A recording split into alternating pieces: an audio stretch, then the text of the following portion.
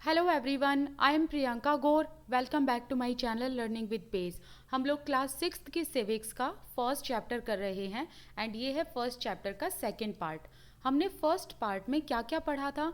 हमने डाइवर्सिटी का मीनिंग जाना था, ये जाना था कि डाइवर्सिटी कितनी इम्पॉर्टेंट है, अगर डाइवर्सिटी नहीं होगी तो क्या होगा, एंड डाइवर्सिटी में कौन कौन से डिफरेंसेस आते हैं एंड कौन कौन से डिफरेंसेस डाइवर्सिटी का पार्ट नहीं है बल्कि इनइक्वालिटी का पार्ट है। ये सारी की सारी चीज़ें हमने पढ़ी थी। अब हम सेकंड पार्ट में जानेंगे डाइवर्सिटी इन इंडिया, कि हमारे भारत में जो डाइवर्सिटी है, जो विविधताएं हैं, उनको हम जानने की कोशिश करेंगे। तो बड़ा ध्यान से आपको ये चीज़ें सुननी है, बहुत इंपॉर्टेंट क्वेश्चंस यहाँ से बनते हैं।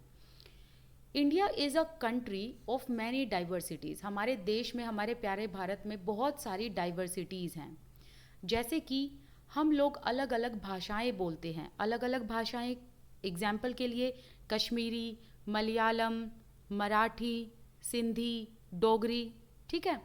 इसके अलावा हमारे यहाँ वेरियस टाइप ऑफ फूड मिलता है, मतलब अलग अलग यहाँ पर लोगों का खान पान है। जैसे कि आप महाराष्ट्र जाओगे तो वहाँ पर वड़ा पाव मिलेगा, पंजाब जाओगे तो मक्के दी रोटी सरसों दा साग मिलेगा, बिहार जाओगे तो आपको लिट्टी चोखा मिलेगा, एंड गुजरात जाओगे तो वहाँ पर ढोकला मिलेगा, हरियाणा जाओगे तो आपको घी दूध मक्खन ये सब मिलेगा। इसके अलावा हमारे देश में तरह तरह के फेस्टिवल सेलिब्रेट किए जाते हैं। जैसे कि कौन कौन से फेस्टिवल सेलिब्रेट किए जाते हैं?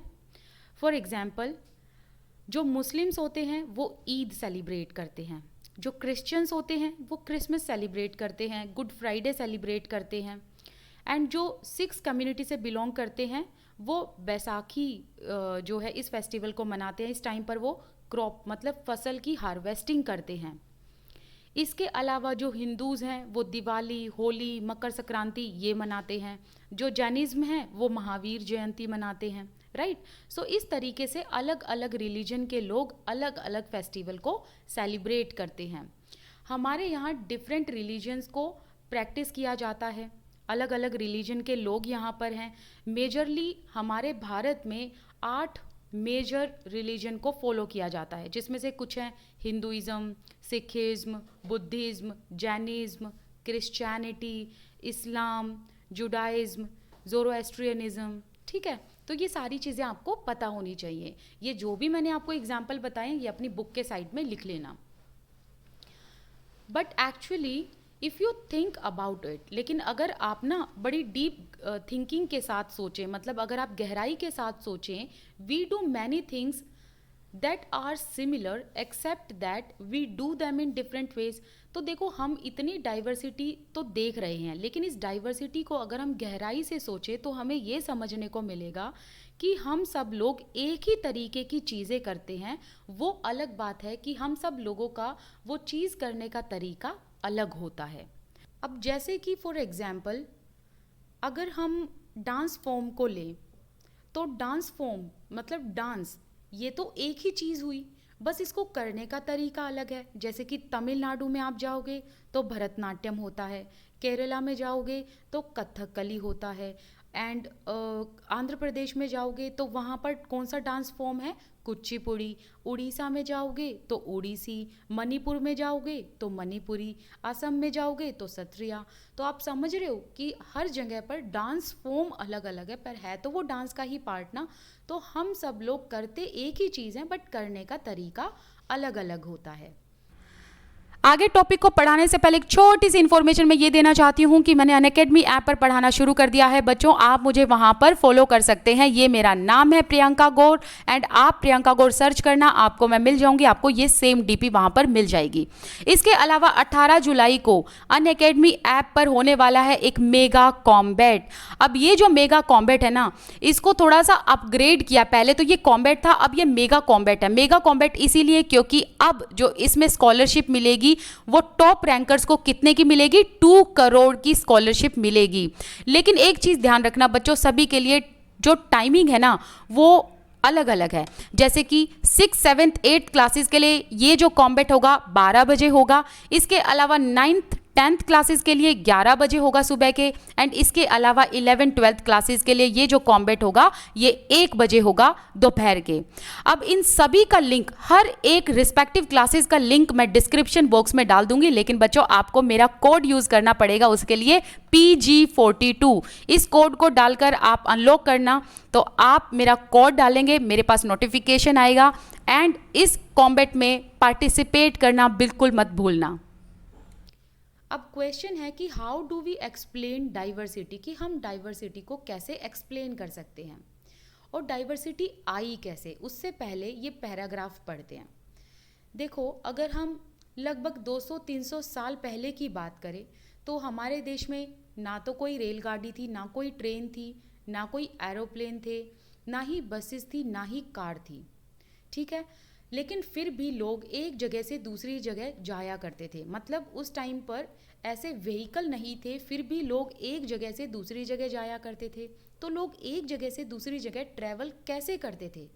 या तो शिप्स के थ्रू, या फिर हॉर्सेस पर बैठकर, मतलब घोड़ों पर बैठकर, या कैमल्स मतलब ऊंट पर बैठकर जाया करते थे, या वो पैदल पैदल निकल जाया करते थे। वो बात अलग है कि जब ये जाया करते थे एक जगह से दूसरी जगह, या फिर ये सब कॉन्टिनेंट पे जब मूव किया करते थे, तो इनको बहुत सारी प्रॉब्लम्स का सामना करना पड़ता था, क्योंकि बीच में पानी भी होता था, माउंटेन्स भी आते थे, प्लेट्योज भी आते थे, अदर जो फिजिकल फॉर्म है एनवायरनमेंट की, वो सारी चीज़ों का सामना इन्हें करना पड़ता था। बट फिर भी लोग माउंटेन की ऊंचाइयों पर चढ़कर एक जगह से दूसरी जगह जाया करते थे, ठीक है। अगर आपने 6th क्लास की हिस्ट्री का फर्स्ट चैप्टर नहीं पढ़ा तो फर्स्ट चैप्टर को आप पढ़ना, आपको ये चीज़ बहुत अच्छे से समझ आएगी कि लोग एक जगह से दूसरी जगह क्यों जाते थे। और जब वो एक जगह से दूसरी जगह जाते हैं ना लोग, तो वो अपने साथ खुद ही नहीं बल्कि अपना कल्चर भी लेकर जाते हैं, ठीक है। वो एक जगह से दूसरी जगह अपना कल्चर लेकर जाते हैं। आप कल्चर में बहुत सारी चीज़ें आती हैं, आपकी आइडियोलॉजी, आपका बिहेवियर, इनफैक्ट आपके कपड़े, आपका खान पान, तो ये सारी की सारी चीज़ें कल्चर का पार्ट होती हैं। तो लोग जब एक जगह से दूसरी जगह जाते हैं तो वो अपना कल्चर लेकर जाते हैं, अपनी भाषा लेकर जाते हैं, राइट। अब इसके आगे, ठीक है, अब यहाँ पर बताया हुआ है कि लोग एक जगह से दूसरी जगह क्यों जाया करते थे। जैसे कि इन सर्च ऑफ न्यू लैंड्स, नई लैंड को सर्च करने के लिए, नई नई ज़मीनों को सर्च करने के लिए। इसके अलावा कुछ लोग दूसरे प्लेसेस पर सेटल होने के लिए जाते थे। मे बी ऐसा हो सकता है कि लोगों के लिए जहाँ पर वो करंट प्लेसेस पर रहते थे वो प्लेसेस उनके लिए सूटेबल ना हो, तो वो ऐसी जगह ढूंढा करते थे जहाँ पर उनके लिए एनवायरनमेंट काफ़ी सूटेबल हो और लोगों की बेसिक नीड्स पूरी हों। तो नए सेटलमेंट के लिए भी लोग एक जगह से दूसरी जगह ट्रैवल किया करते थे। इसके अलावा लोग ट्रेडिंग की वजह से भी ट्रैवल किया करते थे, जो मर्चेंट्स थे या अदर पीपल थे, क्योंकि वो सामान बेचते थे, सामान खरीदते थे, तो इससे उनका पैसा बनता था। तो लोग ट्रेडिंग की वजह से भी एक जगह से दूसरी जगह जाया करते थे। लेकिन एक जगह से दूसरी जगह जाने में एंड ट्रैवल करने में बहुत टाइम लगता था, तो इसीलिए जब वो एक जगह से दूसरी जगह जाया करते थे ना, तो वो वहीं पर रहने लग जाया करते थे काफ़ी लंबे समय के लिए, क्योंकि उस टाइम पर व्हीकल तो होते नहीं थे जैसा कि हमने पढ़ा। तो उस टाइम पर क्या होता था कि लोग पैदल जाते थे, कैमल पर जाते थे, हॉर्सेस का यूज़ करते थे, मतलब हॉर्सेस पर बैठकर जाते थे, या फिर शिप्स पर जाते थे, राइट। तो इसीलिए जब वो इतने लॉन्ग प्लेसेस पर ट्रैवल किया करते थे तो वहाँ जाकर वो रहने लग जाया करते थे। Many others left their homes, अब कुछ लोग ऐसे थे जिन्होंने अपने घर बार छोड़ दिए थे। रीज़न क्या था इसके पीछे? रीज़न था फैमीन, मतलब भूखमरी, एंड ड्रॉट, मतलब वहाँ पर सूखा पड़ गया था। तो इसी वजह से वो एक जगह से दूसरी जगह जाया करते थे। तो हम इस लाइन से क्या समझे कि जब कभी नेचुरल डिज़ास्टर हुए तो इसीलिए लोगों को अपने घर छोड़कर दूसरी जगह जाना पड़ा। इसके अलावा लोगों के पास जब एक जगह पर जब ड्रॉट एंड फैमिन आएगा तो खाने के लिए इनफ फूड नहीं होगा, तो खाने की सर्च में भी लोग एक जगह से दूसरी जगह जाया करते थे। Some went in search of work, अब कुछ लोग काम की तलाश में एक जगह से दूसरी जगह जाया करते थे, काम की अपॉर्चुनिटीज़ के लिए जाया करते थे।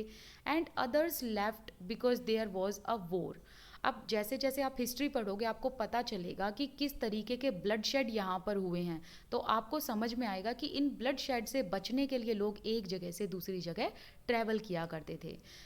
इस चीज़ को ध्यान रखना कि ये तो थे रीजंस कि लोग एक जगह से दूसरी जगह क्यों ट्रैवल करते थे, लेकिन जब लोग एक जगह से दूसरी जगह ट्रैवल करते थे और कहीं जाकर सेटल होते थे ना, तो वहाँ पर ना वो अपना कल्चर साथ में लेकर जाते थे।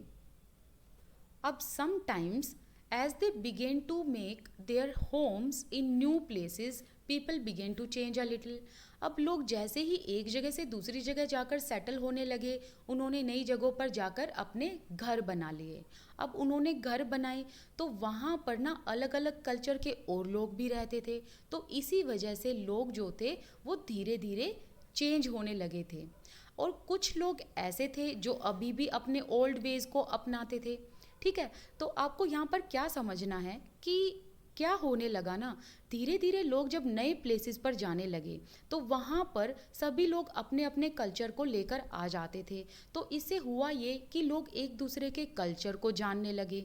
कुछ लोग ऐसे थे जिन्होंने अपने कल्चर को नहीं छोड़ा, कुछ लोग ऐसे थे जिन्होंने दूसरों के कल्चर को अडेप्ट किया, कुछ लोग ऐसे थे जिन्होंने अपने कल्चर को और दूसरों के कल्चर का मिक्स किया। ठीक है, अब इससे हुआ क्या, उनकी जो लैंग्वेज एंड उनके जो फूड, साथ ही साथ जो म्यूज़िक, रिलीजन, ये सब चीज़ें जो हैं वो मिक्स हो गई, ओल्ड भी एंड न्यू भी। मतलब देखो, ओल्ड का मतलब क्या हुआ, लोगों के जो अपने रहन सहन के तरीके हैं, जो उनके म्यूज़िक, रिलीजन हैं, उसके साथ साथ उन्होंने नए कल्चर को भी अपनाया। मतलब नए म्यूज़िक, नए रिलीजन एंड नए नए कल्चर को अपनाया, जिससे एक मिक्स कल्चर हो गया था। ठीक है, तो लोगों ने जब ओल्ड एंड न्यू दोनों ही कल्चर को अपनाया तो इससे क्या हुआ कि कल्चर्स का इंटरमिक्सिंग हो गया था and came something new and different. और जैसे ही कल्चर्स का इंटरमिक्सिंग हुआ, मतलब सबकी language, food, music, religion, art, ये सब चीज़ों का जब एक मिक्सचर हो गया ना, तो इससे हुआ ये कि कुछ नया निकल कर आया, जिससे हमारी ज़िंदगी में बहुत कुछ ऐड हुआ और इससे हमारे लाइफ में बहुत ज़्यादा एनरिचमेंट हुआ। राइट, अगर हम बहुत सारे प्लेसेस की हिस्ट्री उठाकर देखें तो इन हिस्ट्रीज से हमें एक चीज़ समझ में आएगी कि हर एक प्लेसेस पर डिफरेंट डिफरेंट कल्चरल इन्फ्लुएंसेस हैं, लेकिन इस अलग अलग कल्चरल इन्फ्लुएंसेस की वजह से वहाँ रहने वाले जो लोग हैं ना, उनकी लाइफ एंड उनके कल्चर को काफ़ी शेप मिली है।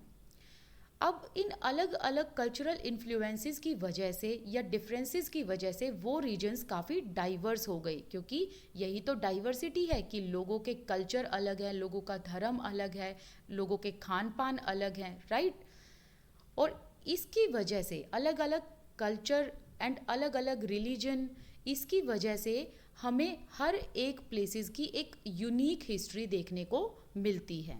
ठीक है, सिमिलरली डाइवर्सिटी तब भी आती है जब लोग अपने आप को या अपनी ज़िंदगियों को ज्योग्राफिकल एरिया के मुताबिक ढाल लेते हैं। ठीक है, देखो, लोग एक जगह से दूसरी जगह जा रहे हैं, नए एरियाज़ में सेटलमेंट उनका हो रहा है, नए प्लेसेस पर वो अपना घर बना रहे हैं। तो लोग क्या करते हैं ना, लोग ज्योग्राफिकल एरिया की वजह से अपने आप को उस एनवायरनमेंट में अडेप्ट कर लेते हैं या अपने आप को उस एनवायरनमेंट में ढाल लेते हैं।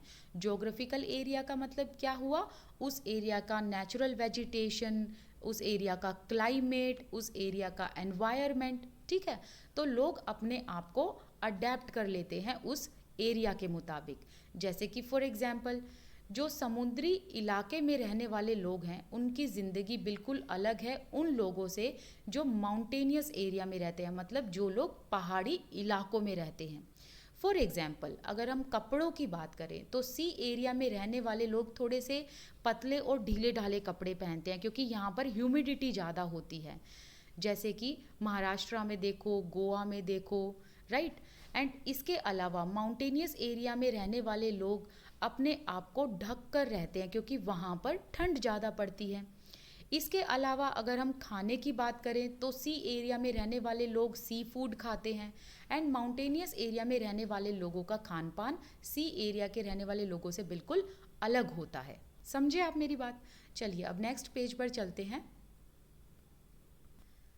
Not only do people have different clothing and eating habits, but even the kinds of work they do are different. That means कि लोगों के clothing मतलब पहनावा, eating habits मतलब खान पान।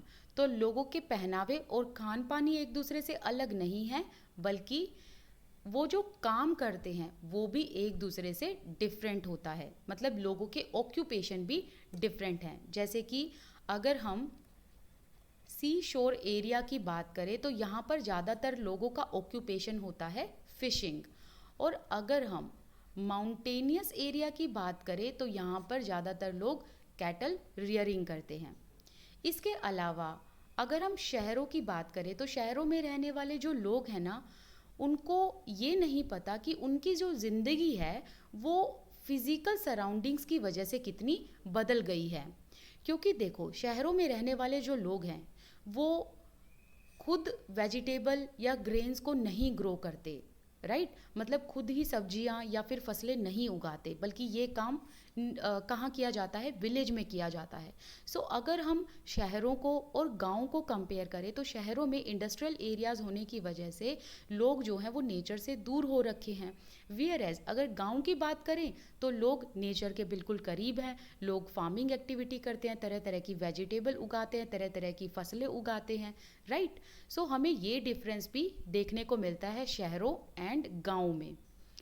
तो जो शहरों के लोग हैं वो खुद वेजिटेबल एंड ग्रेन्स को नहीं उगाते, तो उनको डिपेंड रहना पड़ता है मार्केट पर। तो वो मार्केट जाते हैं, सामान खरीदते हैं, एडिबल फूड्स को खरीदते हैं। इसके अलावा जो गुड्स उन्हें चाहिए होते हैं वो सारा का सारा सामान वो मार्केट से जाकर खरीदते हैं। अब हम यहाँ पर ये समझने की कोशिश करेंगे कि किस तरीके से एक हिस्टोरिकल एंड ज्योग्राफिकल फैक्टर की वजह से एक एरिया की डाइवर्सिटी पर इन्फ्लुएंस पड़ता है। और इसको समझने के लिए हम दो डिफरेंट पार्ट लेंगे हमारी कंट्री का, दो डिफरेंट प्लेसेस लेंगे, एक तो केरला और एक लद्दाख। अब आपने इन दोनों ही प्लेसेस को अपनी एटलस पर लोकेट करना है। एंड अब आपको ये जो नीचे लिस्ट दी गई है ये आपको राइट डाउन करनी है कि इन दोनों ही प्लेसेस पर लोग किस तरीके का खाना खाते हैं, किस तरीके के कपड़े पहनते हैं एंड किस तरीके का वर्क वो करते हैं। और जो डिफरेंसेस आएंगे ना, वो डिफरेंसेस किस वजह से आएंगे? मतलब जो केरला एंड लद्दाख में फूड, क्लोथिंग, ऑक्यूपेशन, इनका जो डिफरेंस आएगा वो डिफरेंस किसकी वजह से होगा? वो होगा हिस्टोरिकल एंड ज्योग्राफिकल फैक्टर्स की वजह से। यही लिखा हुआ है ना यहाँ पर कि एक एरिया में जो डाइवर्सिटी होती है वो क्यों होती है? एक एरिया से दूसरे एरिया में इतनी डाइवर्सिटी इसलिए होती है because of the historical and geographical factor. अब आगे ये देखो कि यहाँ पर बड़ी एक खूबसूरत सी पिक है। ये कहाँ की है? ये है लद्दाख की। और ये जो माउंटेनियस एरिया है ये काफ़ी ड्राई एंड बैरन है। ड्राई मतलब सूखा हुआ, बैरन मतलब काफ़ी बंजर टाइप का। अब यहाँ बॉक्स में जो दिया हुआ है ये बहुत इम्पोर्टेंट है, इसको करते हैं। लद्दाख एक डेजर्ट एरिया है, एक रेगिस्तानी इलाका है और ये जम्मू एंड कश्मीर के ईस्ट पार्ट पर पड़ता है, ईस्टर्न पार्ट पर पड़ता है। लद्दाख में बहुत कम एग्रीकल्चरल एक्टिविटी करना पॉसिबल है, ठीक है? तो यहाँ पर लिमिटेड एग्रीकल्चर पॉसिबल है। इसके पीछे रीज़न ये है कि यहाँ पर रेनफॉल नहीं होती, बारिश नहीं होती है यहाँ पर, क्योंकि लद्दाख का जो लार्ज पार्ट है ना वो काफ़ी महीनों तक स्नो से ढका हुआ रहता है, बर्फ़ से ढका हुआ रहता है, ठीक है? तो रेगिस्तान में क्या है कि यहाँ पर एग्रीकल्चरल एक्टिविटी बहुत कम होती है, ज़्यादा एग्रीकल्चरल एक्टिविटी यहाँ नहीं हो सकती। इसके पीछे रीज़न ये है कि यहाँ पर बारिश नहीं होती है। अब बारिश क्यों नहीं होती है? क्योंकि लद्दाख का लार्ज पार्ट जो है वो ज़्यादातर महीनों के लिए बर्फ़ से ढका हुआ रहता है। तो इसीलिए यहाँ पर बहुत कम पेड़ मिलते हैं, क्योंकि पेड़ भी यहाँ पर नहीं उगाए जा सकते। एंड अब अगर पानी के इंतज़ाम की बात करें तो यहाँ पर रहने वाले लोग पानी के लिए मेल्टिंग स्नो पर डिपेंड रहते हैं। मेल्टिंग स्नो मतलब जो बर्फ़ जब गर्मियों के टाइम पर, समर मंथ में यहाँ पर बर्फ़ पिघलती है तो वही इनका ड्रिंकिंग वाटर का मेजर सोर्स होता है, ठीक है? यहाँ पर जो लोग रहते हैं वो अलग किस्म की शीप एंड गोट्स को पालते हैं। एक स्पेशल किस्म की गोट एंड शीप इनके पास होती है जो एक ऐसी वूल प्रोवाइड करती है जो बहुत महंगी होती है, जिस वूल को हम कहते हैं pashmina wool. And this wool is prized, मतलब ये वूल काफ़ी महंगी, काफ़ी एक्सपेंसिव होती है, इसीलिए इसके शॉल जो बनाए जाते हैं पाशमीना शॉल, उसकी भी काफ़ी कीमत होती है। The people in Ladakh carefully collect the wool of the gods. अब लद्दाख में रहने वाले लोग इस पाशमीना वूल को काफ़ी केयरफुली तरीके से, काफ़ी सावधानी से कलेक्ट करते हैं क्योंकि काफ़ी महंगी होती है ये। एंड फिर इसको ये ट्रेडर्स को बेच देते हैं। और किस ट्रेडर को ये बेचते हैं? कश्मीर के ट्रेडर्स को ये बेच देते हैं। और फिर इस पाशमीना वूल से कश्मीर में पाशमीना शॉल बनाई जाती है। ठीक है, तो ये चीज़ आपको ध्यान रखनी है कि लद्दाख में रहने वाले जो लोग होते हैं ना, वो कश्मीर के ट्रेडर्स को वूल बेचते हैं। और जो पाशमीना शॉल होती है वो कहाँ बनती है? वो वूवन की जाती है कश्मीर में। तो ये ज़रा आप ध्यान में रखना। लद्दाख में रहने वाले लोग मीट खाते हैं, मिल्क से बने प्रोडक्ट खाते हैं जैसे कि चीज़ एंड बटर। और लद्दाख में हर एक फैमिली के पास गोट्स होती है, काउज होती हैं एंड डजोज होती हैं, दैट मीन्स याक काउज। अब लद्दाख एक डेजर्ट एरिया है, बट इसका मतलब ये नहीं है कि यहाँ पर ट्रेडर्स अट्रैक्ट नहीं होते। यहाँ पर किसी टाइम पर बहुत अच्छा ट्रेडिंग रूट था और बहुत ट्रेडर्स यहाँ आया करते थे, यहाँ से सामान लेकर जाते थे, एक्सपोर्ट इंपोर्ट करते थे। लद्दाख जो है यहाँ का जो ट्रेड रूट है, मतलब जहाँ से व्यापार होता था, जहाँ से इंपोर्ट एक्सपोर्ट होता था, तो इसके ना बहुत सारे रास्ते थे। और ये रास्ते कहाँ जाते थे? जिसे हम आज के टाइम पर तिब्बत कहते हैं। सो लद्दाख और तिब्बत के बीच में बहुत सारे ऐसे रास्ते थे जहाँ से ट्रेडिंग होती थी। और ये ट्रेडिंग किसकी वजह से पॉसिबल होती थी? कैरावैन्स की वजह से। मतलब कैरावैन में बहुत सारे सामान को इंपोर्ट एंड एक्सपोर्ट कराया जाता था। सो दीज कैरावैन्स कैरीड, मतलब इन कैरावैन्स में क्या क्या कैरी किया जाता था, किन किन चीज़ों का व्यापार किया जाता था? Textiles, spices, raw silk and carpets. तो आपको याद रखना है कि किन किन चीज़ों का यहाँ पर ट्रेडिंग किया जाता था। Textile, spices, raw silk and carpets. वैसे देखो, ये जो ट्रेड रूट है यहाँ पर व्यापार पहले के टाइम पर बहुत होता था, आज के टाइम पर उतना नहीं है क्योंकि हमारे रिलेशन चाइना के साथ आपको पता है कि कैसे हैं। अब हम यहाँ पर जानेंगे कि तिब्बत में बुद्धिज़्म कैसे आया। तिब्बत में बुद्धिज़्म आया लद्दाख के रास्ते से। तो लद्दाख से तिब्बत में बुद्धिज़्म आया, इसी वजह से हम लद्दाख को लिटिल तिब्बत भी कहते हैं। काफ़ी इम्पोर्टेंट क्वेश्चन है ये। लद्दाख में बुद्धिस्ट तो रहते ही हैं, इसके अलावा यहाँ पर 400 साल पहले ना इस्लाम भी इंट्रोड्यूस हुआ था। तो यहाँ पर आपको काफ़ी मात्रा में मुस्लिम की पॉपुलेशन भी देखने को मिलेगी। अगर लद्दाख में हम ट्रेडिशन की बात करें तो यहाँ पर ओरल ट्रेडिशन बहुत फेमस है, मतलब सॉन्ग्स एंड पोम्स को गाया जाता है ओरली। इसके अलावा तिब्बत का एक नेशनल एपिक है, दैट इज़ केसर सागा। तो केसर सागा का जो लोकल वर्जन है वो यहाँ लद्दाख में परफॉर्म किया जाता है और गाया भी जाता है। मतलब इसका लोकल वर्जन, केसर सागा का लोकल वर्जन यहाँ पर परफॉर्म भी किया जाता है एंड इसे गाया भी जाता है, क्योंकि यहाँ पर हमने पढ़ा ना कि लद्दाख में ओरल ट्रेडिशन है। तो ये जो केसर सागा है इसका परफॉर्म एंड इसकी सिंगिंग किसके द्वारा की जाती है? ये की जाती है मुस्लिम्स एंड बुद्धिस्ट दोनों के द्वारा। मतलब दोनों ही धर्म के लोग जो हैं वो इसका लोकल वर्जन का परफॉर्मेंस भी देते हैं एंड इसे गाते भी हैं। अब यहाँ पर हम बात करेंगे केरला की। केरला एक स्टेट है जो हमारे भारत के साउथ वेस्ट कॉर्नर में स्टैब्लिश है।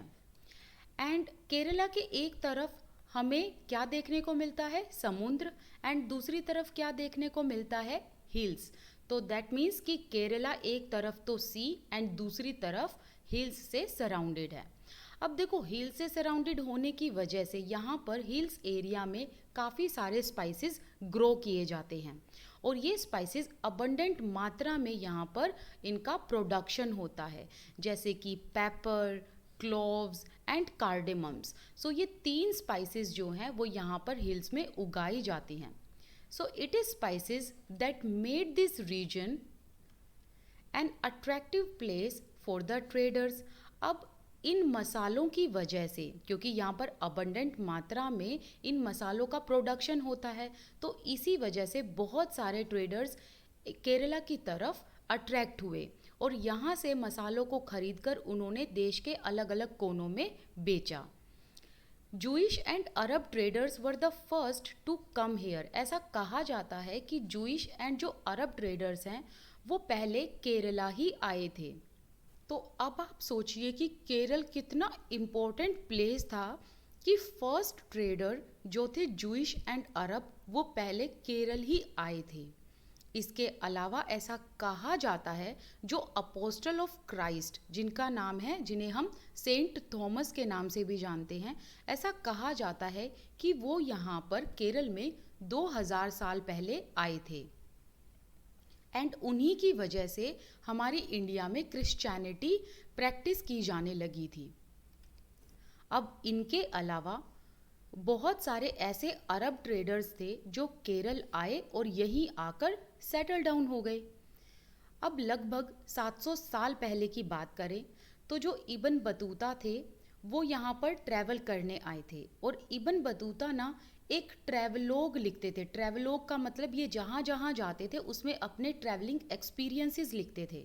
सो इब्न बतूता जब यहाँ आए तो इन्होंने अपने ट्रैवलोग में बताया कि जो मुस्लिम कम्युनिटी है केरला में वो एक रिस्पेक्टेड कम्युनिटी थी, इन लोगों की काफ़ी इज्जत की जाती थी। इसके अलावा वास्को डी गामा यहाँ पर शिप के थ्रू आए थे एंड जैसे ये शिप के थ्रू आए इसके बाद एक रास्ता पोर्टुगीज़ को मिल गया, तो पोर्टुगीज़ ने भी एक समुद्री रास्ता ढूंढ डाला यूरोप से इंडिया आने का।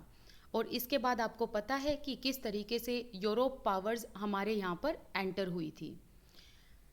अब इतनी ट्रेडिंग होने की वजह से या लोगों की इतनी ट्रैवलिंग होने की वजह से यहाँ पर बहुत धर्म के लोग रहने लगे थे। जैसे कि यहाँ पर हमें केरला में जुदाइज्म भी देखने को मिलता है and Islam, Christianity, Hinduism, Buddhism, इन सभी रिलीजियस प्रैक्टिसेस को फॉलो करने वाले लोग यहाँ पर रहते हैं। तो हम कह सकते हैं कि केरला में काफ़ी रिलीजियस प्रैक्टिसेस फॉलो की जाती हैं। तो यहाँ पर on the basis of religious practices there is a lot of diversity. अगर हम फिशिंग नेट्स की बात करें, जो फिशिंग नेट्स यहाँ पर यूज़ की जाती है ना वो एग्जैक्टली चाइनीज़ फिशिंग नेट्स की तरह दिखती हैं। और केरल में जो fishing net Chinese fishing net की तरह दिखती है उन्हें क्या कहा जाता है, चीना वाला। इवन जो यहाँ पर यूटेंसिल यूज़ किए जाते हैं ना फ्राई करने के लिए, उन्हें कहा जाता है चीना चट्टी। सो हम इन वर्ड्स को सुनते हैं तो हम ये चीज़ तो विश्वास कर सकते हैं कि जो ये वर्ड है चीन, ये कहीं ना कहीं आया है चाइना से। And the fertile land and climate are suited to grow rice and majority of the people here eat rice, fish and vegetables. And यहाँ पर जो लैंड है उसकी फर्टिलिटी काफ़ी अच्छी है, तो इसी वजह से फर्टाइल लैंड होने की वजह से यहाँ पर राइस अच्छे तरीके से ग्रो होती है। यहाँ का क्लाइमेट भी सूटेबल है राइस के कल्टीवेशन के लिए और लोग यहाँ पर ज़्यादातर राइस, फिश एंड वेजिटेबल खाते हैं। अब इसके आगे देखते हैं कि ओके, ये जो पिक्चर है इसमें देखिए ये एक बोट रेस है और बोट रेस ना ये ओनम फेस्टिवल का बहुत इम्पोर्टेंट पार्ट है। ओनम फेस्टिवल केरला में सेलिब्रेट किया जाता है। अगर हम केरला एंड लद्दाख इन दोनों ही प्लेसेस के जोग्राफिकल फीचर्स की बात करें तो जोग्राफिकल फीचर्स इनके बिल्कुल डिफरेंट हैं। जैसे कि एक कोस्टल एरिया है और एक माउंटेनियस एरिया है। लेकिन अगर हम दोनों ही प्लेसेस की हिस्ट्री जानें और हिस्ट्री पर अगर हम इनके कल्चरल इन्फ्लुएंसेस को जानें तो कल्चरल इन्फ्लुएंसेस बिल्कुल सेम हैं। जैसे कि देखो, दोनों ही एरियाज़ में ट्रेडर्स अट्रैक्ट हुए, दोनों ही एरियाज़ में चाइनीज़ एंड अरब ट्रेडर्स आए और इनका इन्फ्लुएंस इन दोनों एरियाज़ में देखने को मिला। अब रीज़न क्या था इन ट्रेडर्स का आने का? तो केरला का ज्योग्राफिकल एरिया ऐसा था या ज्योग्राफिकल लोकेशन ऐसी थी कि यहाँ पर स्पाइसेस की कल्टीवेशन अच्छी होती थी, जिसकी वजह से काफ़ी ट्रेडर्स केरला की तरफ अट्रैक्ट हुए। इसके अलावा अगर हम लद्दाख के ज्योग्राफिकल लोकेशन की बात करें तो यहाँ पर पाशमीना वूल मिलती है और इस वूल की वजह से काफ़ी ट्रेडर्स यहाँ पर अट्रैक्ट हुए। ठीक है, तो अगर हम कल्चरल लाइफ को देखें तो कल्चरल लाइफ का हर एक रीजन की, मतलब हर एक प्लेसेस की कल्चरल लाइफ का उसके हिस्ट्री एंड ज्योग्राफी से काफ़ी गहरा रिश्ता होता है। अब यहाँ पर इस डाइवर्स कल्चर का इन्फ्लुएंस बताया है कि लोग जो हैं वो एक जगह से दूसरी जगह काम की तलाश में घूमते रहते हैं, नई जगह पर जाकर सेटल डाउन हो जाते हैं। तो जब वो एक जगह से दूसरी जगह जाते हैं तो वो अपना कल्चरल ट्रेडिशन भी साथ में लेकर जाते हैं, और जब लोग दूसरे प्लेसेस पर जाकर सेटल हो जाते हैं तो वहाँ पर उनको जाकर उस एनवायरनमेंट को अडेप्ट करना पड़ता है, कल्चर को अडेप्ट करना पड़ता है। जैसे कि देखो, हमारे नेबरहुड में अगर हम देखें तो अलग अलग कम्युनिटी के लोग रहते हैं जो हमारे बिल्कुल करीब हैं, एंड डेली बेसिस पर रोज़मर्रा की ज़िंदगी में हम उनके साथ मिलजुल कर काम करते हैं, उनसे स्टोरीज सुनते हैं, उनकी लाइफ के बारे में जानते हैं, उनके कस्टम, उनके ट्रेडिशंस के बारे में जानते हैं, राइट। तो अब हम यहाँ पर पढ़ेंगे यूनिटी इन डाइवर्सिटी। इंडिया में जो ये डाइवर्सिटी है, ये डाइवर्सिटी कहीं ना कहीं एक स्ट्रेंथ का सोर्स है। तो स्ट्रेंथ का सोर्स कैसे है, यहाँ पर बताया हुआ है कि जब ब्रिटिशर्स इंडिया पर रूल करने आए थे तो उस टाइम पर बहुत सारे लोग आगे आए और उन्होंने मिलकर ब्रिटिशर्स को अपोज किया, और ये जो हज़ारों लाखों की संख्या में लोग आगे आए और इन्होंने ब्रिटिशर्स को अपोज किया, ये सभी लोग अलग अलग कल्चरल बैकग्राउंड से थे, अलग अलग रिलीजियस बैकग्राउंड से थे, एंड अलग अलग रीजनल बैकग्राउंड से थे। लेकिन फिर भी इन लोगों ने फ्रीडम मूवमेंट में हिस्सा लिया, हज़ारों की संख्या में लोगों ने इस मूवमेंट में हिस्सा लिया, और ये जो लोग थे ये सभी अलग अलग बैकग्राउंड से बिलोंग करते थे, बट स्टिल इन्होंने यहाँ पर यूनिटी दिखाई। ये एकजुट होकर काम कर रहे थे, एकजुट होकर सारे फैसले ले रहे थे, और ये एक साथ जेल भी गए थे, और इन्होंने बहुत सारे तरीक़ों से ब्रिटिशर्स को अपोज किया था। सो यहाँ पर आप एक डाइवर्सिटी में यूनिटी देख सकते हो। अब ब्रिटिशर्स ने क्या सोचा, उन्होंने यहाँ पर लोगों को डिवाइड करने की कोशिश की। अब उन्होंने डिवाइड रूल पॉलिसी क्यों अपनाने की कोशिश की ब्रिटिशर्स ने? देखो, इसके पीछे रीज़न भी है। हमारा देश ना 4 वर्ण सिस्टम में बटा हुआ था, मतलब 4 कास्ट थी। तो इन कास्ट में, मतलब वर्ण सिस्टम में बटा हुआ था। तो ब्रिटिशर्स को जब ये बात पता चली तो उनको लगा कि क्यों ना लोगों के बीच में फूट डाली जाए, और ऐसे अगर हम फूट डालेंगे तो हम इन पर रूल भी करते रहेंगे। लेकिन लोगों ने ब्रिटिशर्स को ये दिखा दिया था कि हम भले ही एक दूसरे से अलग हैं, लेकिन जब आप लोगों की बात आएगी तो हम सब एकदम यूनाइटेड होकर आप लोगों के अगेंस्ट लड़ेंगे। तो इसीलिए लोगों ने यहाँ पर यूनाइटेड होकर, एकजुट होकर ब्रिटिशर्स के अगेंस्ट लड़ाई की थी। तो यहाँ पर लोग ना अपने कास्ट, अपने रिलीजन, अपने कल्चरल बैकग्राउंड को भूल गए थे और एकजुट होकर सामने आए।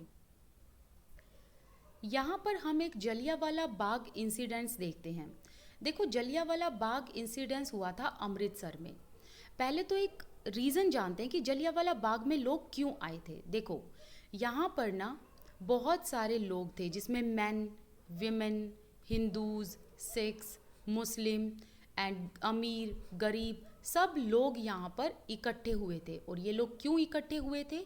ये सभी लोग ना ब्रिटिशर्स के अगेंस्ट प्रोटेस्ट कर रहे थे। लेकिन जब ये प्रोटेस्ट कर रहे थे ना, तो इनके पास कोई आर्म थी, मतलब ये सभी लोग अनआर्म्ड थे, इनके पास कोई वेपन नहीं थे, और ये लोग पीसफुल तरीके से प्रोटेस्ट कर रहे थे।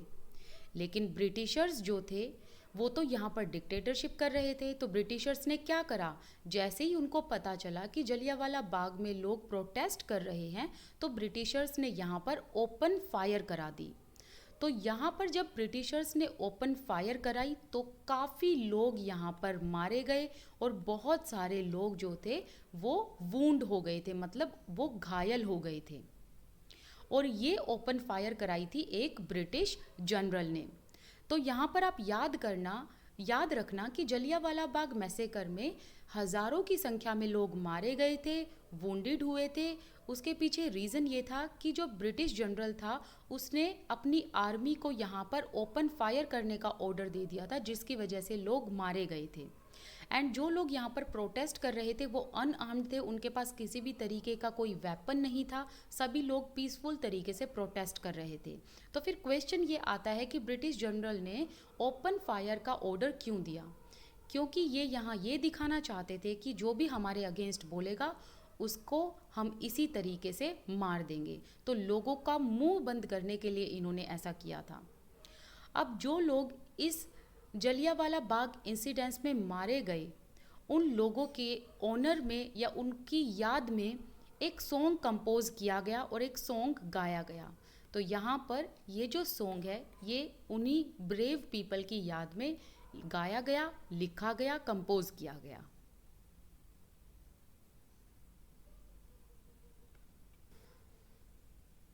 हमारे देश में काफ़ी सारे सॉन्ग्स एंड सिंबल्स एमर्ज हुए थे फ्रीडम स्ट्रगल के टाइम पर।